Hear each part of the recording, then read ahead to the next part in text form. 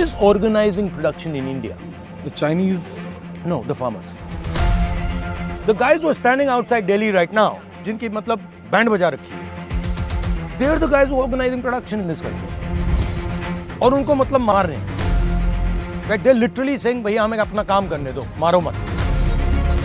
60% of tech startups are leaving India because of inadequate regulations. As per a CNA Insider report, India is also becoming a fishing hub. It's also causing loss of reputation. Do you think this ties back to like income inequality in general and lack of opportunities for youth? Why is there such a dramatic increase in inequality in India, in the West? You look at pretty much any country. You look at India, it really takes off after 1990. Why is this in your view? One of the main reasons is monopolization and unfair competition, which is jeopardizing the equality for both business houses between themselves and for the job seekers. I feel that it is also because of the fact that we have two sections in India currently, right? We have the urban India, wherein people are working on cutting edge technologies, they're doing innovations, they're very well educated.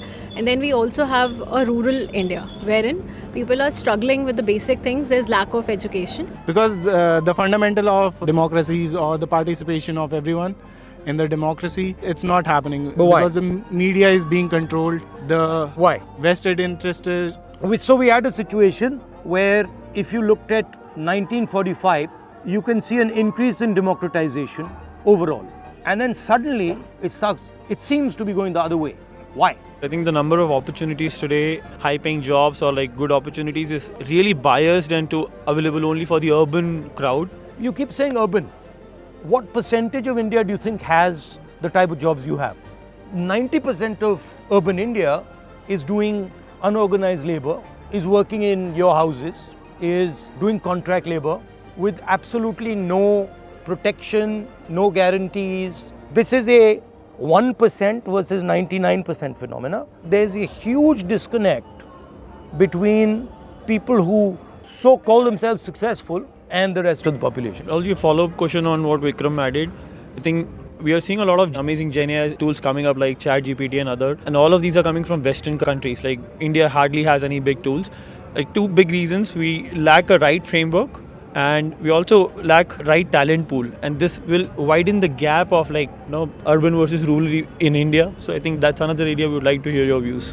Whatever AI you're generating, producing, sits on top of other networks. So AI is applied on top of a network.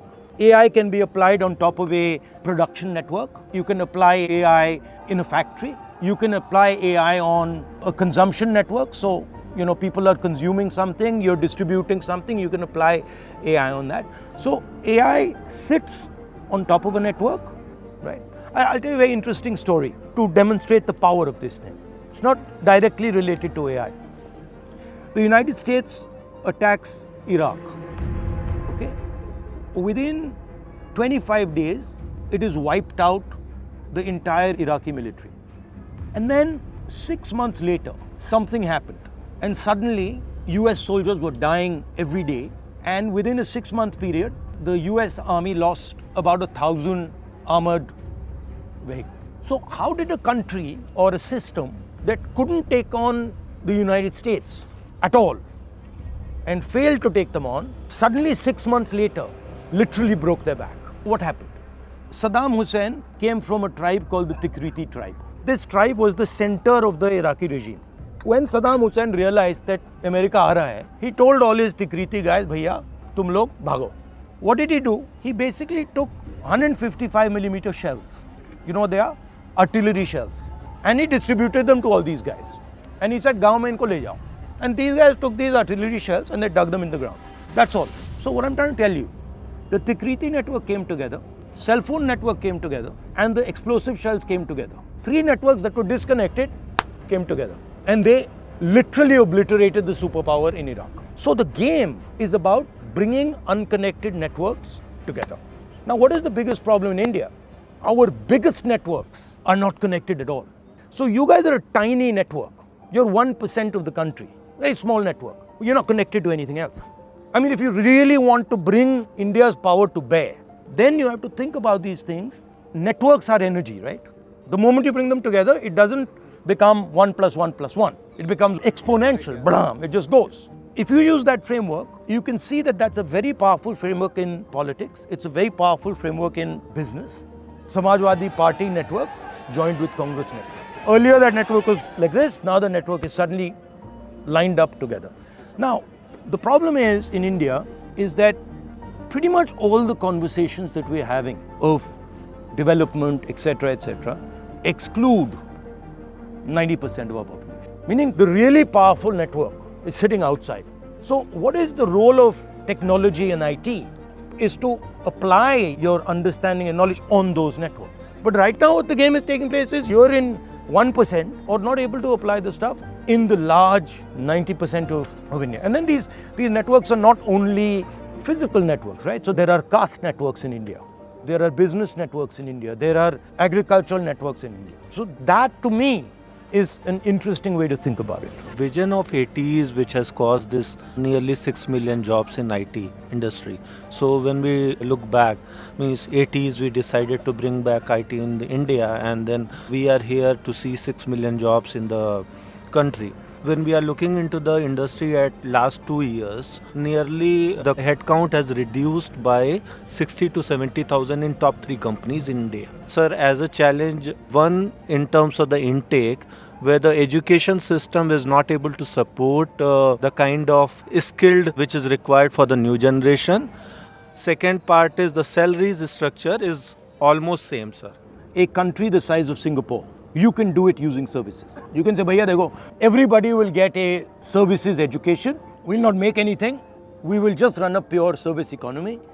उसमें थोड़ा सा tourism होगा, वहाँ पे हमारा एक casino लग जाएगा, वहाँ पे हम थोड़ा आईटी का काम कर लेंगे, फाइनेंस का कर लेंगे और काम चला लेंगे. This is a dead end for a 1.4 billion man country. This cannot work. So the only way you can actually give employment to your people is by getting into the business of production.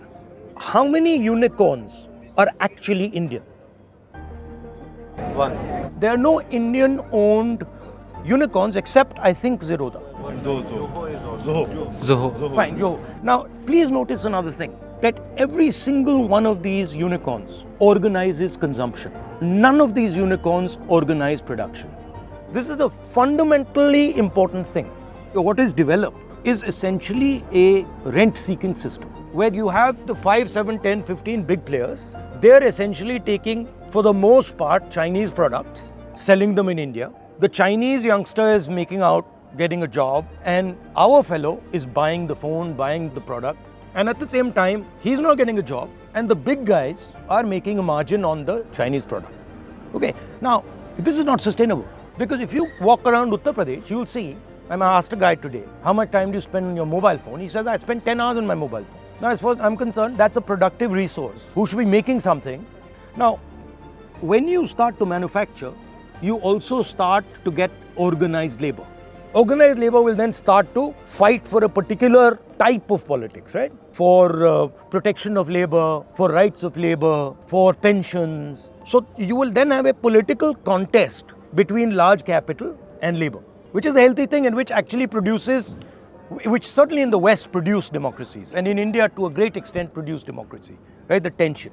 What Narendra Modi is doing is a combination of a few things. Number one, don't think about production seriously. Number two, build massive monopolies. Number three, weaponize the society. And in the end, it's just going to increase. Level of violence is going to increase, level of fear is going to increase, level of anger is going to increase, and then at a certain point, you'll have a problem. I mean, we're not against big business. We have a problem with absolute monopolization. Why is it more important to organize production? One, more jobs. What else? Not only more jobs, but jobs in the base of the pyramid. Not jobs where you are sitting, but jobs right in the center of the pyramid, which reduces social tension, which reduces conflict, which gives lives to millions of people, right? So who are the guys who are organizing production? Who are the big guys who are organizing production? China? Vietnam now? Bangladesh now? Surprising, suddenly Bangladesh is like outdoing us. Korea to an extent. I went and saw Samsung and I went and saw Hyundai. Huge, like cities of, right? And who is organizing production in India? The Chinese. No, the farmers. The guys who are standing outside Delhi right now, right? जिनकी मतलब band बजा रखी है. They're the guys who are organizing production in this country. और उनको मारने. Right? They're literally saying, भैया हमें अपना काम करने दो, मारो मत. You have to expand production from agriculture into value-added agriculture. For that you need infrastructure. Into more and more and more value-added stuff. That's what a successful country would do. There's no large country in the world that has grown without doing this. One fraction of data that I'm talking about, NASSCOM report, Web3 startups left India, 60% of them moving to Dubai, Singapore, because of no policy, uncertain policy and regulation in India. If your government is coming in power, what will you do for that booming tech? What I started with, think about the different networks in India, the unconnected networks, and how we can apply modern technology to connect those networks. That to me is very powerful and very interesting. Like today I was in Moradabad, brass industry, production.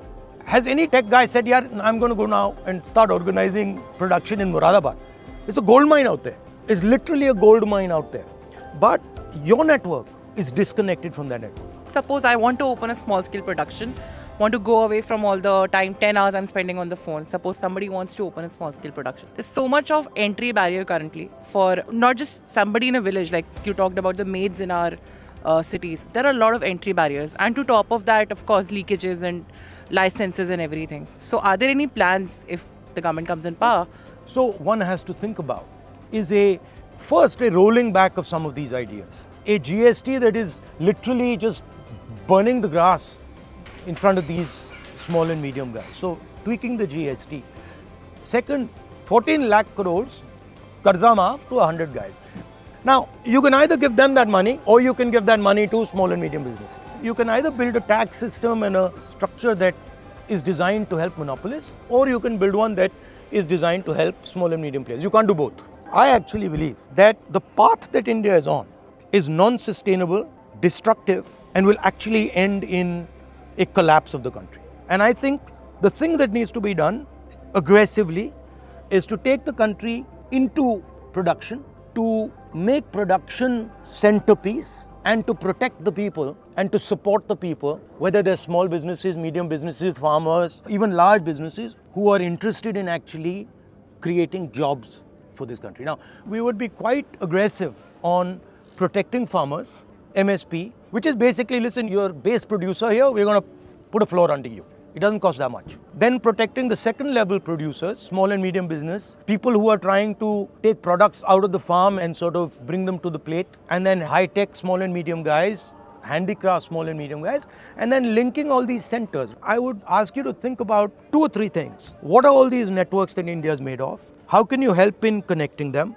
Number 2, how do we think about production? Okay, organize consumption all you want. I'm perfectly happy for that. But how can we think about organizing production?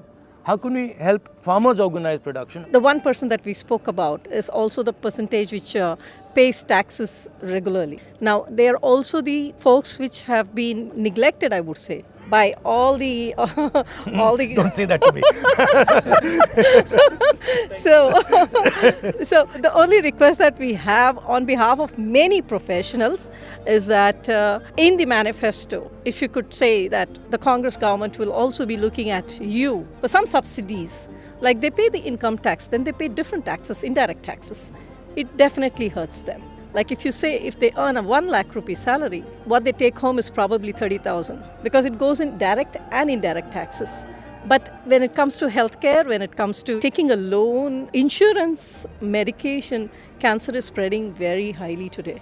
Yeah. The medication, everything is added up with the GST today. Yeah. So is there something that we could see in the manifesto for the IT professionals to, help themselves? The way we build our manifesto is it's basically an open structure. And the model is you just go there and you place your ideas and your views over there. And we are quite open to sort of, helping all sections. So I'm sure that they would take what you're suggesting seriously.